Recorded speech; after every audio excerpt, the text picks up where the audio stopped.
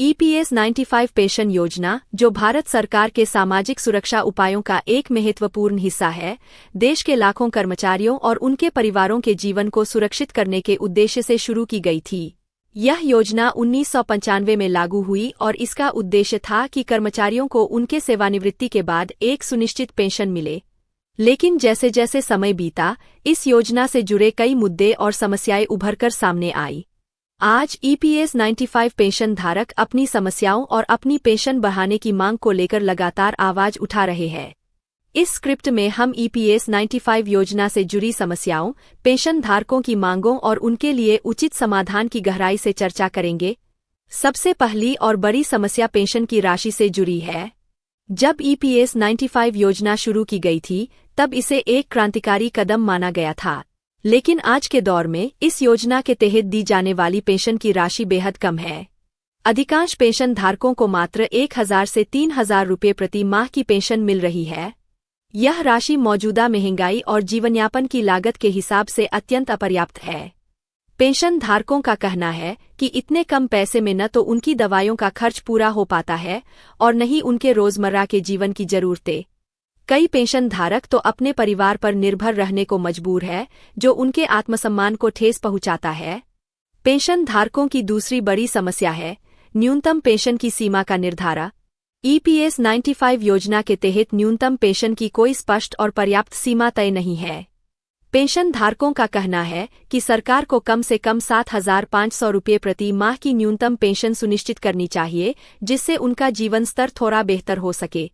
इसके साथ ही उन्हें महंगाई भत्ते डियरनेस अलाउंस का लाभ भी दिया जाना चाहिए, ताकि वे बढ़ती महंगाई का सामना कर सके। तीसरी बड़ी समस्या योजना के क्रियान्वयन और संचालन में पारदर्शिता की कमी है। पेंशन धारकों को यह समझने में कठिनाई होती है कि उनकी पेंशन की गणना किस आधार पर की जा रही है। इसके अलावा कई पेंशन धारकों ने यह शिकायत की है कि उनके सेवाकाल के दौरान जमा की गई राशि के हिसाब से उनकी पेंशन बहुत कम है।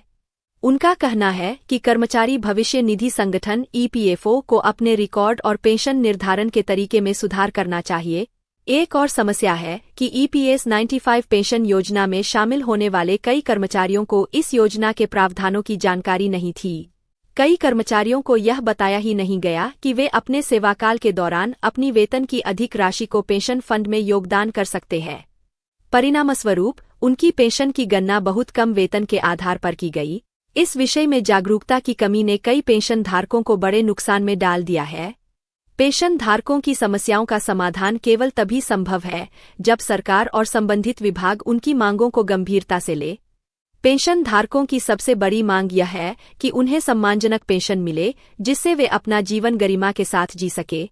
इसके लिए वे लगातार प्रदर्शन कर रहे हैं और अपनी आवाज सरकार तक पहुंचाने की कोशिश कर रहे हैं।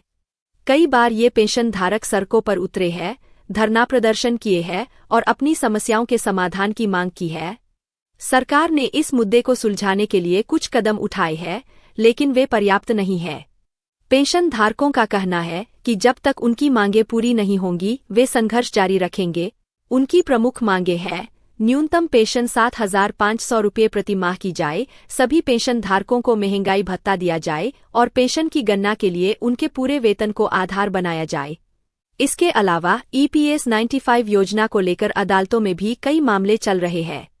पेंशन धारकों ने सुप्रीम कोर्ट और अन्य न्यायालयों में याचिकाएं दायर की है, जिसमें उन्होंने न्याय की गुहार लगाई है। हाल ही में सुप्रीम कोर्ट ने भी इस मामले पर गंभीरता दिखाई है और सरकार से इस विषय में कार्रवाई करने को कहा है। सरकार को यह समझना चाहिए कि पेंशन धारक वे लोग हैं जिन्होंने अपने पूरे जीवन देश की सेवा में बिताया है।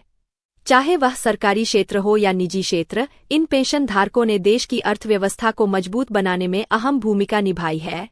आज जब ये लोग वृद्धावस्था में पहुंच चुके हैं, तो यह सरकार की जिम्मेदारी बनती है कि वह उनकी देखभाल करे और उन्हें एक सम्मानजनक जीवन जीने का अधिकार दे। पेंशन धारकों के लिए सरकार को एक ठोस योजना बनानी चाहिए, जिसमें उनकी सभी समस्याओं का समाधान हो। इसके लिए पेंशन की न्यूनतम सीमा को बढ़ाना, महंगाई भत्ता लागू करना और पेंशन फंड में पारदर्शिता लाना अनिवार्य है। इसके अलावा पेंशन धारकों के लिए एक हेल्पलाइन और एक शिकायत निवारण तंत्र भी स्थापित किया जाना चाहिए, जिससे वे अपनी समस्याओं को आसानी से अधिकारियों तक पहुंचा सके। इस मुद्दे को सुलझाने के लिए केवल सरकार की नहीं बल्कि समाज की भी जिम्मेदारी है। हमें अपने पेंशन धारकों के प्रति संवेदनशील होना चाहिए और उनकी समस्याओं को समझना चाहिए। पेंशन धारकों के प्रति हमारी जागरूकता और समर्थन ही उनके संघर्ष को सफल बना सकता है। अंत में EPS 95 पेंशन धारकों की समस्याओं और उनकी मांगों को गंभीरता से लिया जाना चाहिए। यह केवल एक वित्तीय मुद्दा नहीं है, बल्कि यह उन लाखों लोगों के जीवन से जुड़ा है जिन्होंने अपना पूरा जीवन देश की सेवा में लगा दिया।